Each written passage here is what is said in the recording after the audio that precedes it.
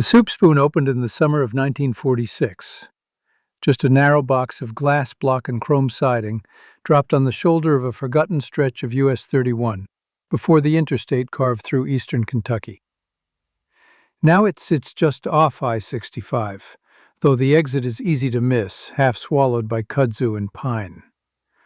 Truckers know it. Loggers, hunters, the occasional motorist who takes the wrong turn at night and ends up 20 miles deeper into nowhere than they meant to.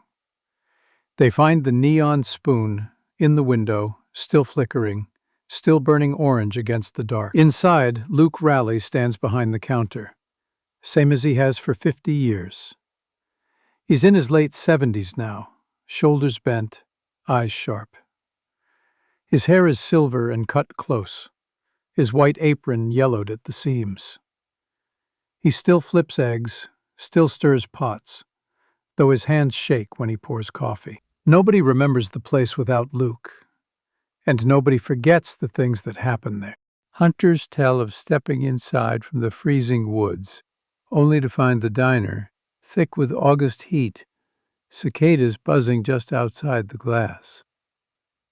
Truckers swear that if you're bone-tired enough, you can nod off in a booth and wake up in your own bed 2 states away. There's a story about a man who walked in asking for directions and walked out 20 years younger, his old Chevy still idling by the pumps. Luke never comments. He just wipes the counter and ladles soup from the battered stockpot that never seems to run dry. Locals whisper that the spoon in the window, the one glowing orange, ain't neon at all. It's gaslight or something older, something that burns without fuel. Luke Raleigh was 19 when he opened the soup spoon with money from a GI loan and his mama's biscuit recipe. The year was 1946. He wanted it simple. Hot coffee, eggs fried in lard, stew in the winter, cornbread all year round. Just enough to catch truckers running logging roads and hunters chasing deer through the eastern Kentucky hollers. 80 miles south of Louisville, just off what would one day be I-65, the diner became a waypoint. Folks knew they could count on Luke being there, apron tied, ladle in hand, steam curling off the soup pot. Now Luke is 79. The knees ache, the shoulders stoop, but he still moves behind the counter like he's part of the building. He says the tile remembers his steps. He says the griddle knows his touch.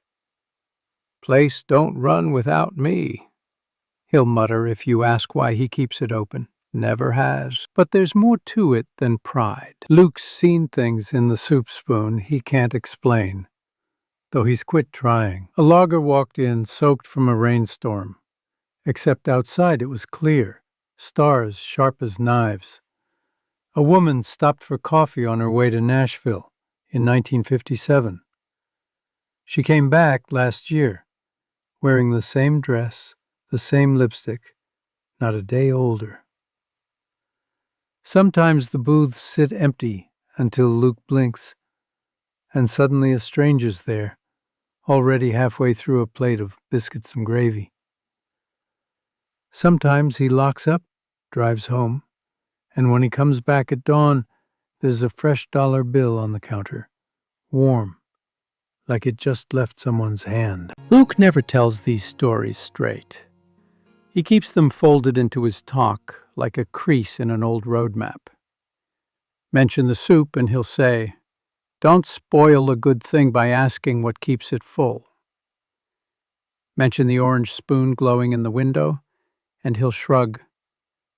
"Been there since the first night I opened. Don't take electricity I pay for, so I leave it be." He doesn't claim to understand it. He doesn't call it haunting or blessing. He just shows up every night, unlocks the door and tends the pot. The soup spoon is fading.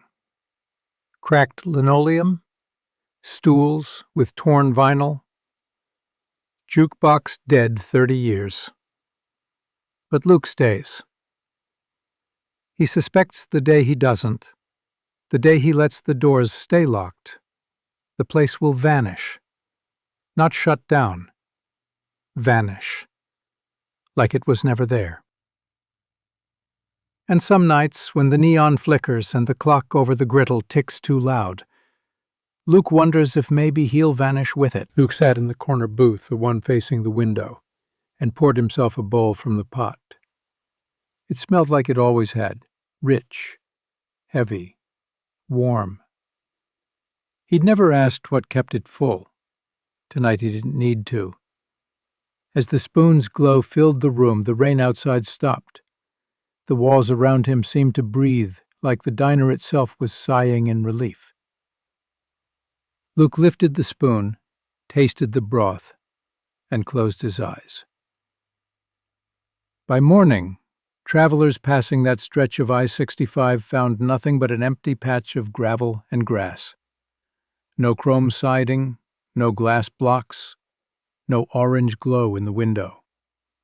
Just the wide Kentucky sky, and a silence that felt almost full. And Luke Raleigh was never seen again. But sometimes, late at night, truckers swear they catch the smell of soup drifting off the pines and flickers of neon orange light somewhere in the distance.